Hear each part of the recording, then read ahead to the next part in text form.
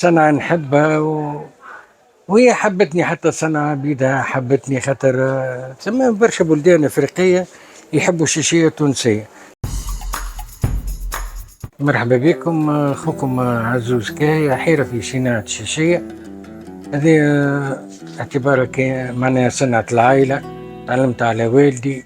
انا من اللي صغير نجيب حذايا للحانوت، نمشي المكتب، نجي نتعدى الحانوت، معناها تربيت فيها الصنعة هذه.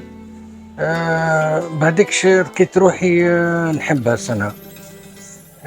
حتى كي دخلت التعليم الثانوي ووصلت شوية واحد، بعدكش غرامي غلب معناها التعليم وطموحات التعليم، وليت رجعت قعدت خدمة مع بابا ووصلت فيها، لقيت روحي كما قلت قبيلة صنعة نحبها وهي حبتني، حتى صنعة بيدها حبتني، خاطر هذيك معناها صنعة الجدود وصنعة الوطنية كما نقولوا احنا، فيها حتى من الجانب الوطني فيها.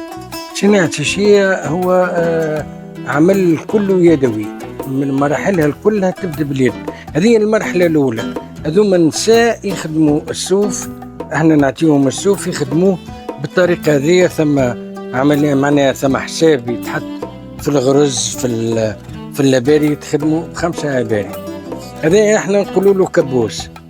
بعد عملية الكبوس نبعثوه للمعمل، عندنا معمل في تبربة باش تقع تلبيد الشيشية هذيك، تتغسل بالماء السخون والصابون باش تولي هكا تسعار كلها، الغرز كله يدخلوا في بعضهم ومعناها تولي تيسو قماش كما نقولوا احنا، فهمتني؟ تاخذ فورمه، بدات تاخذ فورمه تاع الشيشية.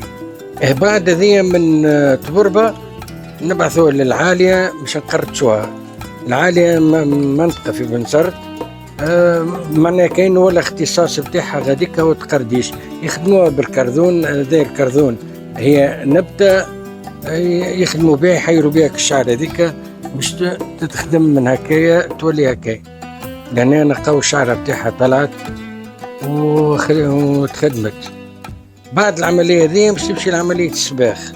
احنا شنو اللون التونسي هو اللون أحمر هكايا، هذا اللون المتعارف به، اللون التونسي. بالنسبة نخدموا زاد احنا مع افريقيا لون اغمق شوية وفيها اكل كوبيتش احنا نقولوا.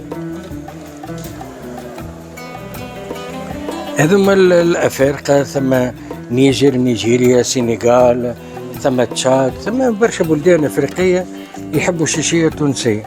بالنسبة لليبيا هي شيشية كحلة هكاكا زادة ومعمولة بالتيبو هذاك الكوبيتش، فهمتني؟ هذاك شيشية ليبيا.